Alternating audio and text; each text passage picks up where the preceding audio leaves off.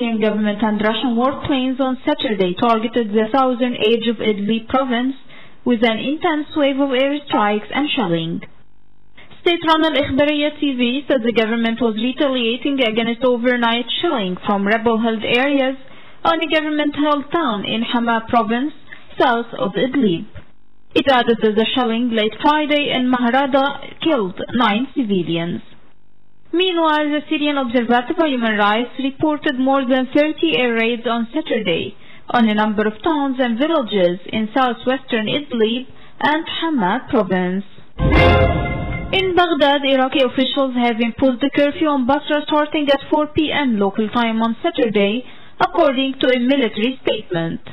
This comes as Iraq's second biggest city has been rocked by 5 days of deadly demonstrations, in which government buildings have been ransacked and set alight by protesters angry over perceived political corruption.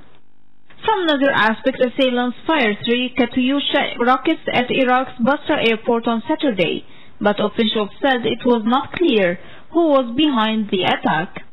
They added that the attack did not cause casualties or disrupt flights. In relation to the same context, an attack on Saturday on a Democratic Party of Iranian Kurdistan base in Iraq killed at least 11 people and wounded 50, according to what Kurdish media reported, with officials immediately blaming Iran for the assault. The Radwa TV channel reported that the Secretary General of the separatist group, Mustafa Mauludi, and his predecessor Khalid Azizi were injured in the attack. Meanwhile, Iranian state media did not immediately acknowledge the attack in Koya, north of Baghdad. On to Sana'a's crisis, the UN Special Envoy to Yemen sought to downplay the significance of the failure of peace talks to start, saying on Saturday that he would head back to Yemen within days to try and agree on a new date. This comes after a delegation of the internationally recognized government arrived in Geneva for the talks, which were supposed to start on Thursday, but the war rival Houthis did not. Addressing a news conference in Geneva, Martin Griffiths declined to blame either side for the failure to start the talks, saying apportioning blame would not help Yemen.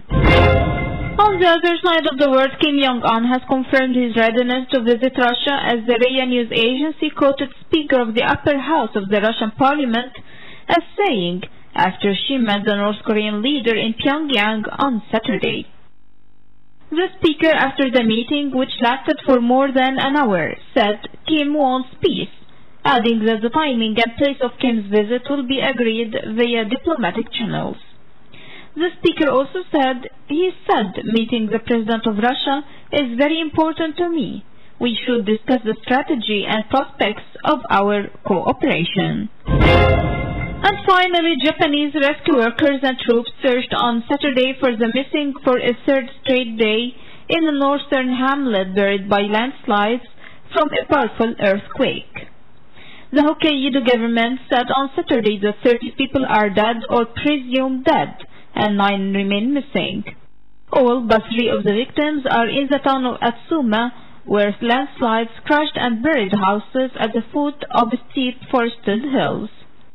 From another aspect, power was restored to most households and international flights resumed to the main airport serving the Hokkaido region.